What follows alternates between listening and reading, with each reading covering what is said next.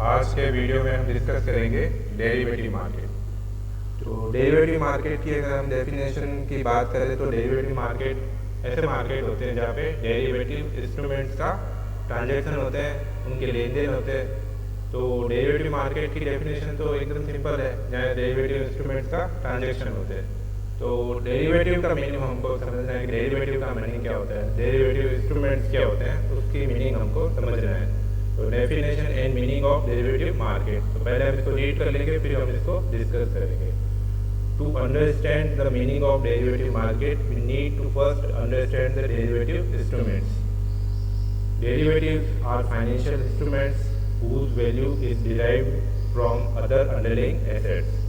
There are many types of derivative products like financial derivative market, commodity product, exchange rate derivatives, and interest rate derivatives.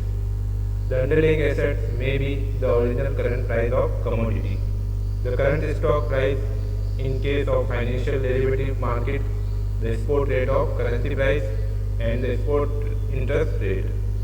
तो यहाँ पे derivative का market का meaning तो हमने discuss कर ही लिया था।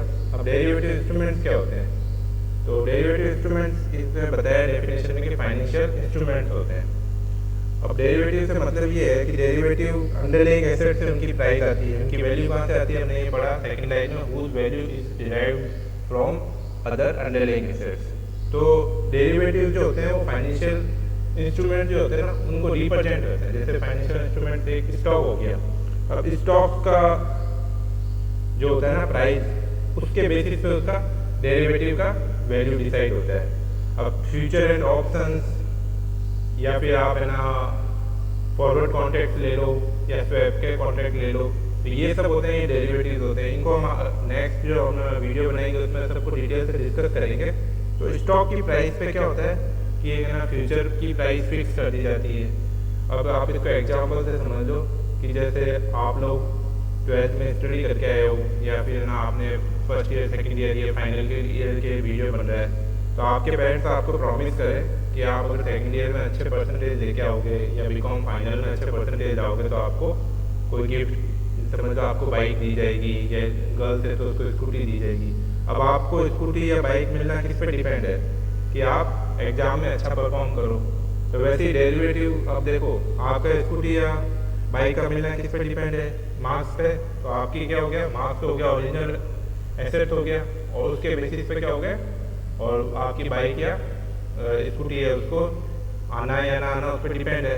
वैसे ही एक स्टॉक होता है, उसकी प्राइस पे, जैसे उसकी प्राइस पे डेरिवेटिव की प्राइस डिसाइड होगी। अब जैसे स्टॉक को तो ले लो आपके परसेंटेज, और जो आपकी बाइक या स्कूटी है वो हो जाएगा डेरिवेटिव। तो इस तरीके से डेरिवेटिव है वो क्या होता है, अंडरलाइंग एसेट्स पर डिपेंड होता है। जैसे एसबीआई का शेयर हो गया, ये तो हो गया अंडरलाइंग एसेट्स हो गया।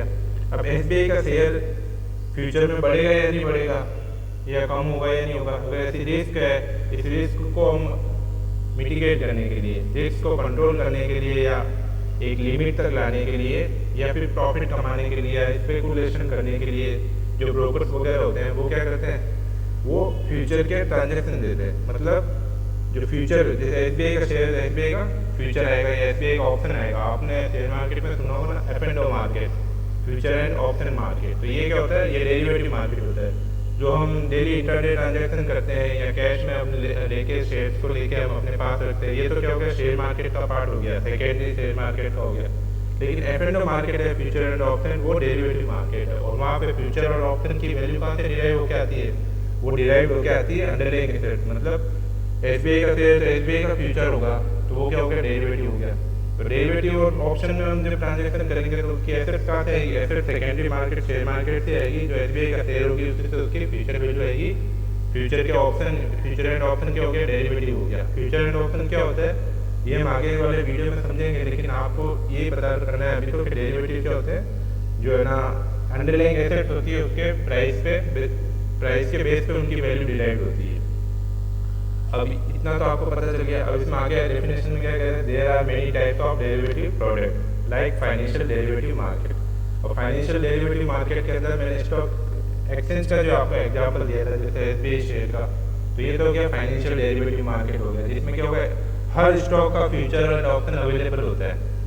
अगर हम चाहे तो है ना हमारे पास कम है एसेट्स, मतलब हमारे पास कैश कम है या हमारी बैंक लिमिट कम है और हम शेयर मार्केट में बड़े ट्रांजेक्शन करना चाहते हैं, सॉरी, अगर बड़े ट्रांजेक्शन करना चाहते हैं तो क्या करेंगे, हम एक मार्जिन के बेसिस पे उसका फ्यूचर ले सकते हैं डेरिवेटिव मार्केट के अंदर। जैसे हमारे किया मैंने तो फ्यूचर की प्राइस पे हम खरीदेंगे या बेचेंगे। अब फ्यूचर में क्या होगा, फ्यूचर में प्राइस अगर ज़्यादा जाएगी तो हमारे को क्या होगा, हमने प्राइस तो आज ही फिक्स कर ली है। तो डेरिवेटिव मार्केट में क्या होता है कि जैसे मैं SBI का शेयर लूँगा 30 दिन बाद, तो 30 दिन बाद हम पहले प्राइस डिसाइड कर सकते हैं कि अभी 100 रुपीज़ चल रही है तो 100 रुपीज़ क्या हो गई, अंडरलाइंग एसेट्स हो गई शेयर मार्केट में SBI के शेयर। उसी के बेसिस पे क्या होगा, 100 के आसपास 95 से लेके 105 तक आपको फ्यूचर के ट्रांजेक्शन मिल जाएंगे। क्या मैं चाहता हूँ कि SBI का शेयर में फ्यूचर में 95 में खरीदना चाहता हूँ, क्योंकि मेरे पास न्यूज़ है कि उसकी प्राइस बढ़ेगी, तो हम मेरे पास अभी मार्जिन कम है, पैसा कम है, तो मैं अभी फ्यूचर में जाके उसका ट्रांजेक्शन कर लूँगा। और या फिर मेरे पास मेरे को खरीदना भी नहीं है, लेकिन मेरे पास न्यूज़ है कि उसकी प्राइस बढ़ेगी, तो मैं क्या करूँगा, प्राइस की बेसिस पे फ्यूचर के ट्रांजेक्शन कर लूँगा कम प्राइस पे, और फिर जब ओरिजिनल प्राइस होगी उसका जो डिफरेंस होगा उससे मैं प्रॉफिट कमा लूँगा, कम पैसे में मैं ज़्यादा प्रॉफिट कमा लूँगा। तो इसमें रिस्क भी ज़्यादा हो सकता है हमारे पास न्यूज़ गलत हो और SBI का शेयर का प्राइस और डिक्लाइन होकर 90 आ जाए, तो हमको क्या हुआ, हमको तो पहले हमने आज एग्रीमेंट कर रखा है फ्यूचर की डेट के लिए, तो उसके अंदर हमको क्या 95 और 90 के बीच में जो पैसा होगा वो देना पड़ेगा, मार्जिन में से हमारे कम हो जाएगा। तो ऐसा डेरिवेटिव मार्केट होता है जिसके अंदर क्या होता है, अब हम इसको रिस्क को भी मिनिमाइज कर सकते हैं और इससे प्रॉफिट भी कमा सकते हैं, लेकिन यहाँ पे रिस्क भी ज़्यादा होता है। तो ये डेरिवेटिव मार्केट होते हैं, ये फाइनेंशियल डेरिवेटिव मार्केट का एग्जाम्पल हुआ।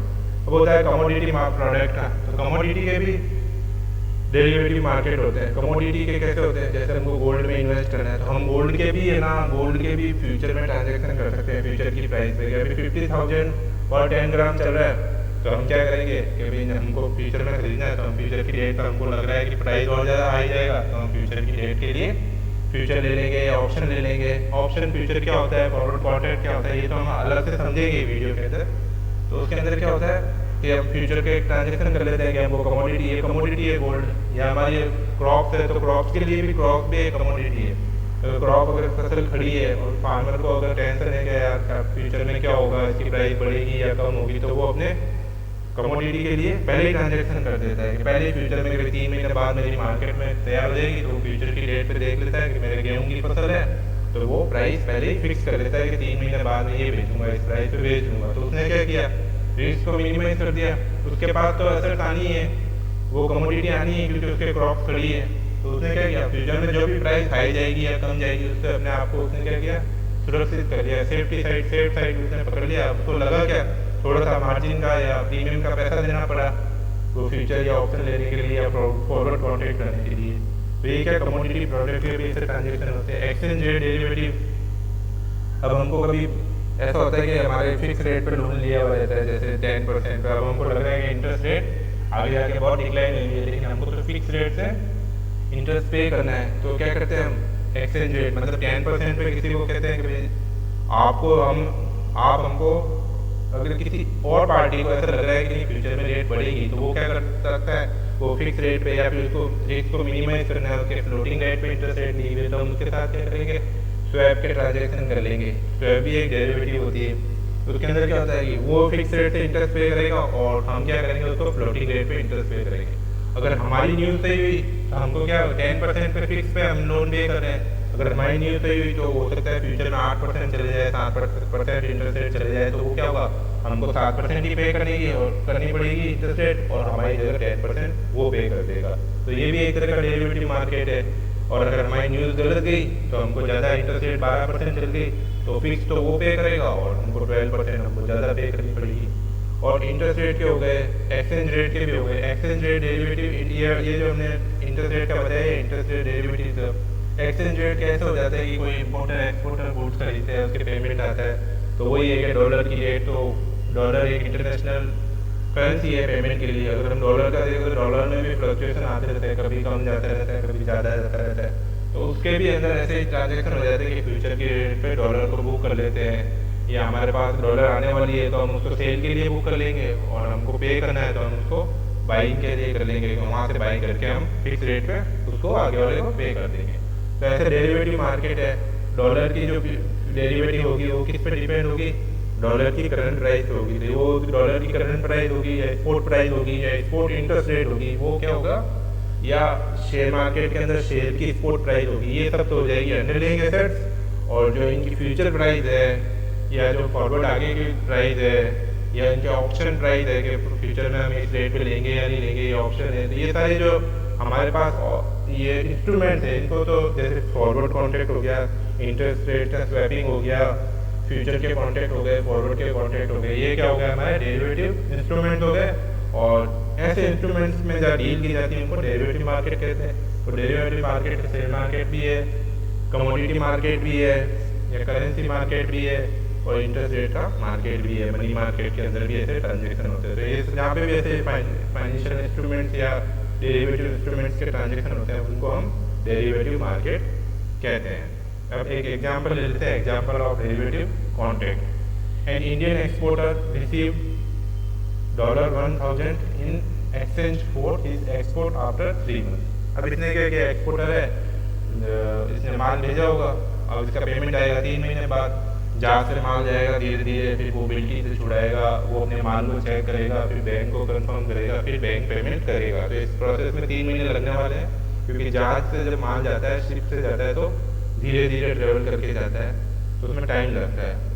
The exporter valued the product at today's market rate of ₹70 per dollar, assuming a profit of ₹4,000। अब उसने क्या किया, जो भी गुड्स भेजा है, अब उसके 4,000 रुपये प्रॉफिट हो रहे हैं। The exporter will get the amount after 3 months and his profit will be now depend on the exchange rate. अब डॉलर की रेट तो बहुत फ्लक्चुएट होती है, अगर उसके डॉलर की रेट कम हो जाए तो उसका प्रॉफिट तो खत्म ही हो जाएगा, या बढ़ जाए तो ज़्यादा हो जाएगा, 4,000 से ज़्यादा भी हो जाएगा, 4,000 से कम भी हो सकता है। ये सब अब डॉलर के, क्योंकि उसको तो इंडियन रुपीज़ में उसने प्रॉफिट कैलकुलेट किया 4,000 और गुड्स को भेज दिया, जो भी कमोडिटी गुड्स था उसको एक्सपोर्ट के लिए भेज दिया।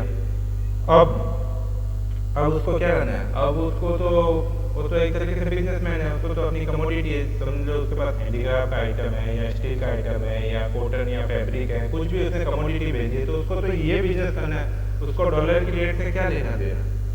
उसको तो ऐसा नहीं कि डॉलर की रेट पे डिपेंड करके बिजनेस शुरू किया, उसको तो बिजनेस से पैसा कमाना है, उसको डॉलर की रेट फ्लक्चुएशन से पैसा नहीं कमाना, ना पैसा गंवाना है, उसको तो इस मामले में उसको सिक्योर रहना है। तो वो क्या करेगा, आगे हम इस एग्जाम्पल में देखते हैं। Profit will now be depend on the exchange rate to reduce uncertainty. He sold the dollar to the party who will need the dollar after 3 months and fix the exchange rate today। अब आज की rate थी, उस पर उसने क्या किया, 3 महीने बाद बेचने का ट्रांजेक्शन कर लिया। The profit from doing so will be fixed and such a contract will be a forward contract in which the exchange of currency in the future will take place, but the exchange rate will be at a fixed rate today। it is a derivative contract। अब इसमें क्या किया, उसके पास तो देखो 3 महीने बाद dollar आना ही है, $1,000 उसके पास अमाउंट आना ही है, उसने क्या किया, 3 महीने बाद बेचने का ट्रांजेक्शन कर लिया। अब उसके क्या है, उसके बाद डॉलर आएगा, वो उसको दे देगा। अब उसने तो छोटा सा प्रीमियम का अमाउंट दे दिया कि 3 महीने बाद इस रेट में देंगे, उसके बदले उसने ब्रोकर को पेमेंट कर दिया है। पार्टी ढूंढी है या फिर ना पार्टी ढूंढते तो फॉरवर्ड कॉन्ट्रैक्ट हो जाता है, शेयर मार्केट में या करेंसी मार्केट में कर लिया है, तो ये क्या होगा, करेंसी मार्केट का डेरिवेटिव का ट्रांजेक्शन हो जाएगा। ये तो हम आगे समझेंगे। अब इसमें क्या, इन्होंने 3 महीने बाद तो कुछ भी ले लिया है, मतलब फ्यूचर ले लिया है, फॉरवर्ड कॉन्ट्रैक्ट कर लिया है या ऑप्शन ले लिया है, कुछ भी ले लिया है। इसके तो अब क्या हुआ, प्रीमियम की छोटा सा अमाउंट दिया, वो इसको कॉस्टिंग में शामिल कर लेगा अपने 4,000 प्रॉफिट के अंदर, और उसका क्या हुआ, प्रॉफिट अब लॉक हो गया 4,000। तो उसने क्या किया, अपने आप को सेफ साइड कर लिया। तो डेरिवेटिव कॉन्ट्रैक्ट से क्या हुआ, उसका क्या हुआ, सेफ्टी हो गई ना। तो डेरिवेटिव कॉन्ट्रैक्ट जो होते हैं वो सेफ्टी के लिए भी होते हैं, कि अब इसको एक्सपोर्टर वगैरह होते हैं डेरिवेटिव के कॉन्ट्रैक्ट कर लेते हैं, इन्होंने डॉलर वगैरह की जो फ्लक्चुएशन होती है उससे अपने आप को सिक्योर कर लिया। तो ये क्या हो गया, एक डेरिवेटिव का एग्जाम्पल हो गया। एक एग्जाम्पल हम और लेते हैं। एक कंपनी है taken a loan eight a fix interest rate, fix interest rate पे इसने कंपनी ने लोन ले लिया। If the company feels that the interest rate may go down too much in the future, अब उसको लग रहा है कि बहुत ज़्यादा नीचे चली जाएगी, हो सकता है 6% ही चली जाए, उनके पास ऐसी न्यूज़ है, then it can deal with another institution और person to pay the interest in future. अब वो क्या करेगा, किसी भी कंपनी क्या करेगी कि भाई अब तो बहुत कम होने वाली है और हम 10% करेंगे, और हो सकता है फ्यूचर में 6% ही हो जाए, तो हमको तो 4% का घाटा होगा, वो छोटा सा प्रीमियम देंगे और एक कॉन्ट्रैक्ट कर लेंगे जिसके अंदर अब 10% से तो कोई दूसरा इंस्टीट्यूट या पर्सन पे करेगा और हम जो फ्यूचर में जो प्राइस या इंटरेस्ट रेट होगी उस पर हम उस लोन को रीपे करेंगे। तो इंटरेस्ट रेट का क्या किया, स्वैप कर लिया है, उसको तो वो दे दिया इंटरेस्ट रेट फिक्स वाला और हमने फ्लोटिंग का ले लिया। The company will do and the company will be loaded with the interest rate at a fix rate. In this case, the other person or institution will feel that the interest rate is going to increase in the future. अब ऐसा तो ये है कि उसको तो लगेगा बढ़ने वाली है, तभी तो वो ऐसे ट्रांजेक्शन में आएगा, ऐसा डेरिवेटिव का ट्रांजेक्शन वो करेगा क्योंकि उस इंस्ट्रूमेंट उस इंस्टीट्यूशन या कंपनी को या पर्सन को क्या लग रहा है जिसके भी साथ हम ये ट्रांजेक्शन कर रहे हैं उसको लग रहा है कि फ्यूचर में तो बहुत ज़्यादा हाई जाने वाली है, 12% 13% जाने वाली है और अगर मेरे को अपॉर्चुनिटी मिली है 10% में पे करने की तो मैं 10% पे कर देता हूँ। तो इस केस में क्या होगा, इस केस में उसको ऐसा लग रहा है अब देखो 10 आगे लिखा 10 estimating it accurately will be in profit. अगर जिसका एस्टिमेशन जो भी उसने लगाया कि नीचे जाएगा या उसने प्रिडिक्ट किया कि ज़्यादा जाएगा या कम जाएगा, अब जिसका प्रिडिक्शन सही होगा उसका प्रॉफिट हो जाएगा। अगर इंटरेस्ट रेट कम हो जाएगी तो जो हम कंपनी है एक कंपनी है उसको प्रॉफिट हो जाएगा, नहीं तो अगर ज़्यादा चली जाएगी तो उसको फिक्स पे 10% करना पड़ेगा और उसको 12% पे करना पड़ेगा, तो उसमें नुकसान हो जाएगा। तो ये सब प्रिडिक्शन पे एस्टिमेट जो हम बनाते हैं एस्टिमेशन हमारे पास जो न्यूज़ होती है इनपुट होती है उसके बेसिस पे हम डेरिवेटिव के ट्रांजेक्शन करते हैं और उसके बेसिस पे हम अपने आप को सुरक्षित करते हैं या प्रॉफिट कमाते हैं। स्पेकुलेशन भी करते हैं ब्रोकर वगैरह, जो ब्रोकर तो प्रीमियम लेके करते हैं तो ब्रोकर के पास भी न्यूज़ होती है। तो इन सब केस में क्या होता है कि एक जने को नुकसान होता है, एक जने को फायदा होता है, या फिर किसी को ऐसा लग रहा होता है कि ये अपॉर्चुनिटी का तरीका है, कमाने का तरीका है, प्रॉफिट कमाने की अपॉर्चुनिटी है, तो वो भी इसके अंदर इन्वॉल्व हो जाता है। किसी को सेफ साइड लेके चलना होता है, जैसे फार्मर को कमोडिटी का कर देता है, अपनी क्रॉप्स का कर देता है ट्रांजेक्शन, या एक्सपोर्टर होता है वो क्या होता है बड़ी रिस्क से बचने के लिए भी कर देता है कि भाई हमारे प्रॉफिट वो लॉन्ग हो जाए और हम अपने बिजनेस पे फोकस करें, ना कि फ्लक्चुएशन पे, डॉलर की रेट के फ्लक्चुएशन पे डिपेंड रहे। तो participation of derivative market, in derivative market participants can be broadly divided into 3 broad categories according to their objective। अब क्या होता है पार्टिसिपेंट्स जो इसके अंदर कौन कौन से होते हैं, एक तो होता है हेजर। हेजर क्या होता है, जो एक्सपोर्टर जो होता है वो एक तरीके से हेजर वो होते हैं जो हेजिंग के जो ट्रांजेक्शन होते हैं उनको कहते हैं सुरक्षा केस होते हैं, मतलब जो सेफ साइड के लिए अपनी सेफ्टी के लिए कर लेते हैं। जैसे एक्सपोर्टर होता है उसका मेन काम होता है बिजनेस करना, डॉलर की रेट फ्लक्चुएशन होता है उससे उसको अपने जो बिजनेस को है ना सुरक्षित करना होता है, तो वो क्या होता है वो एक तरीके से हेजर होता है। वो क्या करते हैं डॉलर की रेट के इंटरेस्ट रेट के कर लेते हैं, या फिर इंटरेस्ट रेट वाले डॉलर की रेट के कर लेते हैं, या फिर एक कंपनी होती है जिसका फसल को अंदर ना किसान को बेचनी होती है तो वो भी एक तरीके से हेजिंग के ट्रांजेक्शन करता है, क्योंकि उसकी क्रॉप्स को लेके प्राइस को लेके अनसर्टेनिटी है, उसको लग रहा है कि मेरे को इतना मेरी कॉस्टिंग लगे इतने पे बेचना है मेरे को, तो वो भी सेफ साइड होना चाहता है तो वो भी हेजिंग के ट्रांजेक्शन करते हैं। तो ऐसे जो हेजिंग के जो ट्रांजेक्शन करते हैं सुरक्षा के लिए जो डेरिवेटिव मार्केट इंस्ट्रूमेंट्स में डील करते हैं, डेरिवेटिव मार्केट के इंस्ट्रूमेंट्स में डील करते हैं सेफ्टी के लिए, तो वो तो हो जाते हैं हेजर। स्पेकुलेटर्स ये जो ब्रोकर वगैरह होते हैं इनको ऐसा लगता है कि ये अपॉर्चुनिटी है इनकम अर्न करने की। तो शेयर मार्केट में क्या होता है पैसा कम होता है, लोग जो इन्वेस्टर वगैरह होते हैं तो कम पैसे में ज़्यादा पैसा कैसे कमा जाए, तो वो क्या करते हैं F&O market future and option में क्या करते हैं थोड़ा सा प्रीमियम देके, जैसे उनके पास न्यूज़ होती है कि SBI का शेयर अब जाने वाला है, अभी 100 रुपीज़ है तो फ्यूचर में हो सकता है ये 105 110 जाने वाला है, उनके पास न्यूज़ है 120 जाने वाला है। तो अब करंट में स्पॉट प्राइस जो शेयर की 100 रुपीज़ है तो उसके आसपास क्या होगा उनको फ्यूचर की प्राइस मिल जाएगी, उनको 98 की प्राइस मिल जाएगी, तो वो क्या करते हैं फ्यूचर पे 98 के बाई करने का ट्रांजेक्शन कर लेते हैं और उनके पास जो न्यूज़ है कि फ्यूचर में बहुत ज़्यादा प्राइस बढ़ने वाली है, तो जो 98 और हो सकता है SBI का प्राइस 115 चले जाए, 115 रुपये चले जाए, तो 98 और 115 के बीच में जो गैप है कितना का हो गया 17 रुपीज़ का, तो 17 रुपीज़ पर शेयर वो प्रॉफिट कमा सकते हैं, उसको थोड़ा सा प्रीमियम में वो ज़्यादा प्रॉफिट कमा सकते हैं। तो ये रिस्की भी बहुत होता है, हो सकता है कि उसकी न्यूज़ गलत हो और 98 से भी शेयर डिक्लेयर होकर 80 रुपीज़ चले जाए,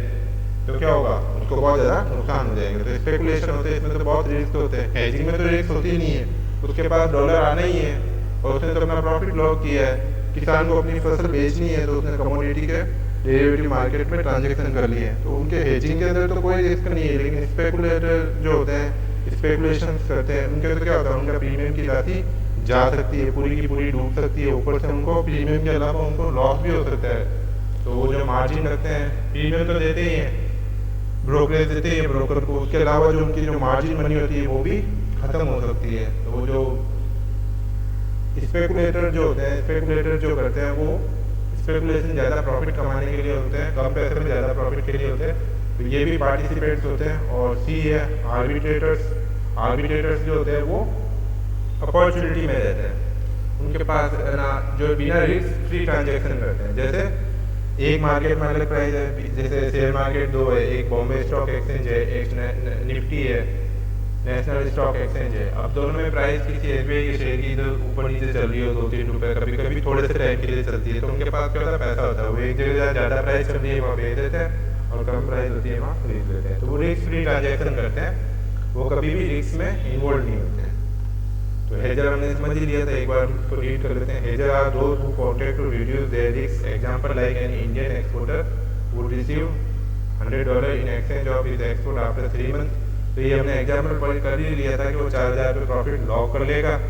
ये एग्जाम्पल हमने पहले डेरिवेटिव को समझा था, तो ले ही लिया था। तो अनसर्टेनिटी से बचने के लिए वो क्या कर लेगा, अपने प्रॉफिट को 4,000 रुपये लॉक कर लेगा, और जो फ्यूचर में उसकी $1,000 आने वाली होती है वो उसके लिए फिक्स रेट का आज पे सेल के लिए ट्रांजेक्शन कर लेता है। तो ये हेजर हो गए, इनके पास तो क्या डॉलर आनी है, इनको रिस्क नहीं है, क्योंकि डॉलर इनके पास आनी है और इनको फिक्स प्राइस पे बेचनी है। और प्रॉफिट तो ये कहाँ से कमा रहे हैं, प्रॉफिट तो ये अपने एक्चुअल बिजनेस से कमा रहे हैं, जो उसने कमोडिटी में जिसमें बिजनेस कर रहे हैं, इनको डॉलर से कोई प्रॉफिट नहीं कमाना है। तो ये तो अपने सेफ साइड के लिए चलते हैं, इनके कोई नुकसान नहीं होने वाला है। स्पेकुलेटर्स जो होते हैं, speculators are those who wants to take advantage of the risk for the hedgers to get the deal easily in the market. It is necessary to have sufficient speculators. If the speculators guess correctly, they make a profit, and if proved to be opposite, they lose. अब जो क्या होता है कि hedging के transaction कब मिलेंगे, जब स्पेकुलेटर हो गए। अगर आप उसकी फसल कमोडिटी खड़ी है तो कोई खरीदने वाला होना चाहिए ना उस प्राइस पे, फ्यूचर प्राइस पे, जिसको लगे कि ना नहीं प्राइस तो ज़्यादा जाने वाली है उसकी क्रॉप्स की, या फिर डॉलर की प्राइस है, जो बेचने का ट्रांजेक्शन कर रहा है वो फ्यूचर में एक्सपोर्टर के पास पैसा आएगा, तो उसके पास भी स्पेकुलेटर के पास न्यूज आएगी डॉलर की प्राइस तो बहुत ज़्यादा हाई जाएगी, तो मैं क्या करूँगा, उसे $1,000 जो अभी लास्ट अपने एग्जाम्पल दिया था उसमें खरीदूँगा, उससे फिक्स प्राइस पे और ज़्यादा प्राइस पे बेचूँगा। तो ऐसे स्पेकुलेटर्स बैठे रहने चाहिए मार्केट के अंदर, डेरिवेटिव मार्केट के अंदर, तभी तो ऐसे ट्रांजेक्शन होंगे। आर्बिट्रेटर्स, ये भी हमने डिस्कस कर लिया था, arbitrator are those who make a profit by taking advantage of risk free situations. तो वो क्या होता है, सिचुएशन की वेट में ही रहते हैं, कोई रिस्क फ्री सिचुएशन आए और हमसे कम आए। तो ये भी हमने देख ही लिया। They are constantly monitoring. The best example of this is the stock exchange, like a stock of State Bank of India is 205 in National Stock Exchange and 207 in Bombay Stock Exchange. It will be buy from NSE and sell in BSE, and ₹8 the stock will make a profit without risk. इसमें ₹2 इसने कमा लिए हैं, क्योंकि BSE में जो price थी वहाँ पे सेल कर देगा और NSE में से बाई कर लेगा, जो ₹2 पर शेयर कमा लेगा। रिस्क फ्री हुआ, क्योंकि यहाँ पे पहले वो ज़्यादा प्राइस में बेच देता है और फिर कम प्राइस में उसको खरीद लेता है। तो टाइप ऑफ डेरिवेटिव्स जो ये इंस्ट्रूमेंट्स है, forward contract, future contract, option और सेविंग, ये हम नेक्स्ट इसके अलग अलग वीडियोस में समझेंगे। इस वीडियो में हमने सिर्फ डेरिवेटिव मार्केट का मीनिंग समझा है और इसके अंदर पार्टिसिपेंट्स कौन कौन होते हैं उसके बारे में समझा है। इस वीडियो में इतने ही, नेक्स्ट वीडियो में हम टाइप्स ऑफ डेरिवेटिव लेंगे। Thank you. और आपके असाइनमेंट जो है इस वीडियो के अंदर वो है व्हाट इज डेरिवेटिव्स, और आपको 2 मंथ से डेरिवेटिव्स के एग्जाम्पल लिखने हैं, जो फ्यूचर के भी हो सकते हैं, फॉरवर्ड के भी हो सकते हैं, ऑप्शन के भी हो सकते हैं और स्वैपिंग के भी हो सकते हैं। तो ये आपका असाइनमेंट है। Thank you.